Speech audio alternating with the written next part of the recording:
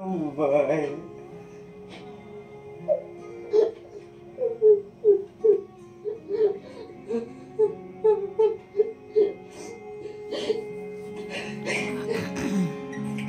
Mga kababayan, narito po ang kwento ng buhay ni Miguel.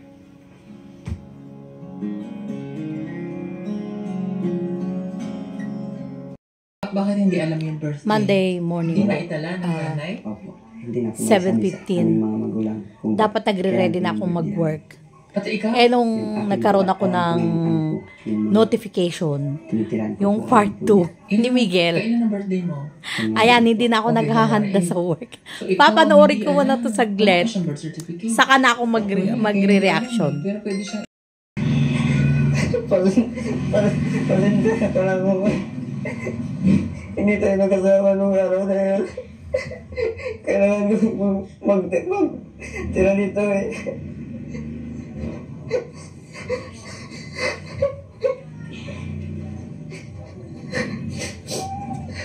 Lagi ko pa siya ginaalala nung nagkaiwalay kami kasi.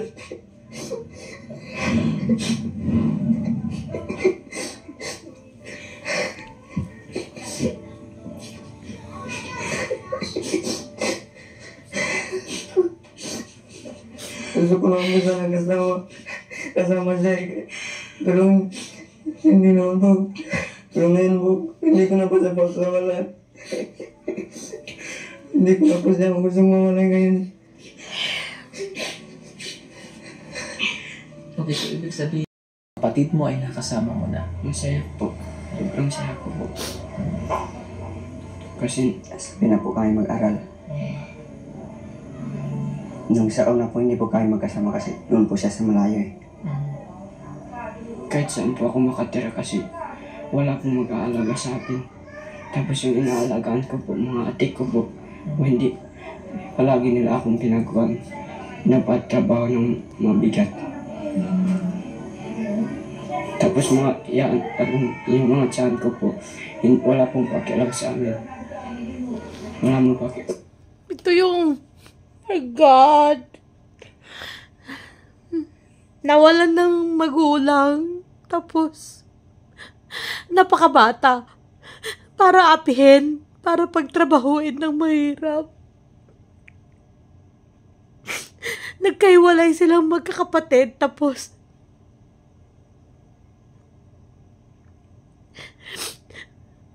minsan nakawaan tong batang ito dahil walang magulang. Ang ginawa pa, pinagtrabaho ng mabibigat. Oh my God. Parang hindi ko na yata kayang panoorin yung the rest of the video. Mag-ano muna ako,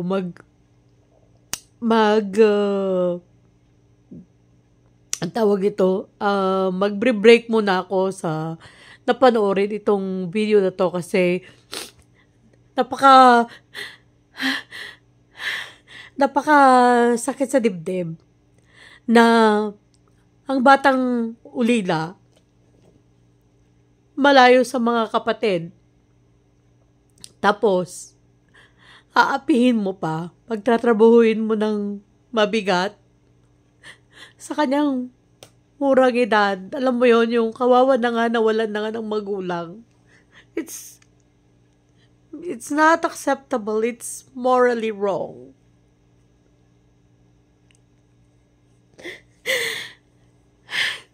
It is morally wrong. Oh my God.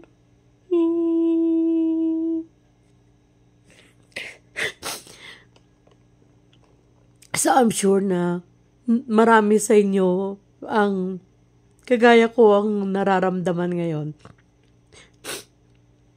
At ang pwede lang nating itulong talaga is, alam niyo yun, yung panoorin natin ang video ni Sir Paul, mga videos niya, wag mag-skip ng ads. Para sa mga pagkakataon na ganito is mataas yung revenue ni Sir Paul para may mga maitulong siya sa mga pagkakataon na kagaya nito, nakakakita siya ng mga batang ganito, ulila na, inaapi pa. ayun lang po, sana panoorin natin at huwag mag-skip ads. At magbre-break muna ako.